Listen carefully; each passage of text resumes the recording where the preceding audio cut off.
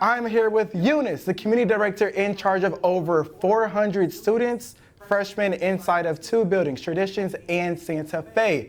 But she's also in charge of 11 resident assistants. Wait, so you know about the resident assistants. What exactly is your role? So as my role as a community director, I basically supervise the resident assistants. Think of it as like an RA for the RAs. Sometimes whenever problems get brought up to them, it's beyond like what we would say their pay grade. So this is where I step in and I help guide them with like, okay, this is how you should navigate this conversation, or you know what, this is like beyond you now, like let me take care of it. So I do a lot of that, and I really just see the day-to-day operations of Santa Fe Hall and Traditions Hall, and make sure that essentially the buildings aren't falling apart. Have the buildings ever fell apart? We've had instances where Traditions has flooded. Typically that happens, you know, when it gets really cold and, you know, the pipes freeze up and then they burst. We've had that happen. But it's not anything that like we haven't been able to obviously fix, or anything that's been so detrimental to hall operations. It sounds like you go through a lot. So how appreciated do you think your resident assistants appreciate you? 'Cause you do a lot. That, I mean, I don't know, quite honestly. I think for me it's like a thing where I just naturally like to like help.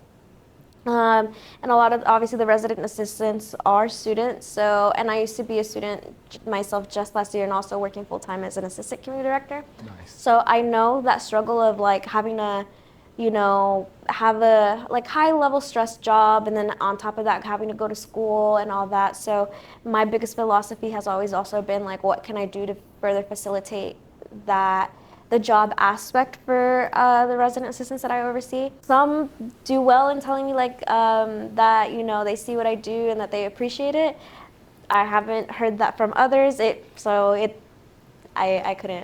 wouldn't know how to tell you that. Gotcha. Well, I appreciate you.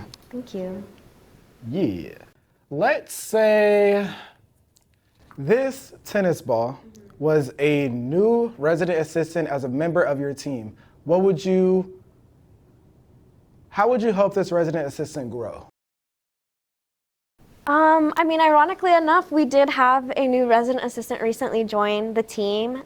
I think giving them that grace when someone just joins in like in the middle of a year or something is really important. There's a lot of information that this job kind of just throws at you, and just in general, a lot of like policies and protocol that you need to know. Just to follow, you know, compliance, and even like sometimes our like situations that we face here can even transpire into like legal related things. So for me, it's making sure I'm giving them that grace in the very beginning. But essentially, my biggest thing and how I would like to see my resident assistants grow and how I kind of measure it is really just their levels of comfortability with navigating certain situations, especially conflict, just because a lot of people do struggle with that confrontation. So for me, that's typically a good measure of how comfortable they're starting to feel in terms of taking initiative with certain things that at the beginning they probably wouldn't. Dealing with certain difficult situations that require that confrontation.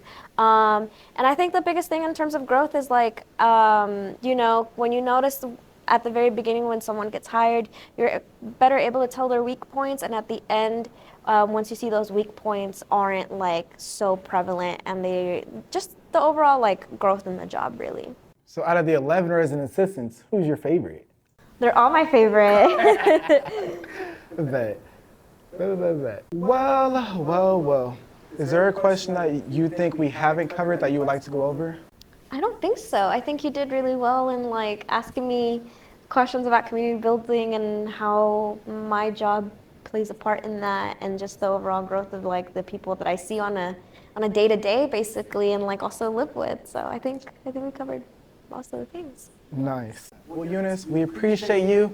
And Bray, well, oh my God, I don't want to leave. Yes. Thank you so much for doing this, Eunice. Yeah, of course. Thank you for having me. Thank you. Yeah, of course.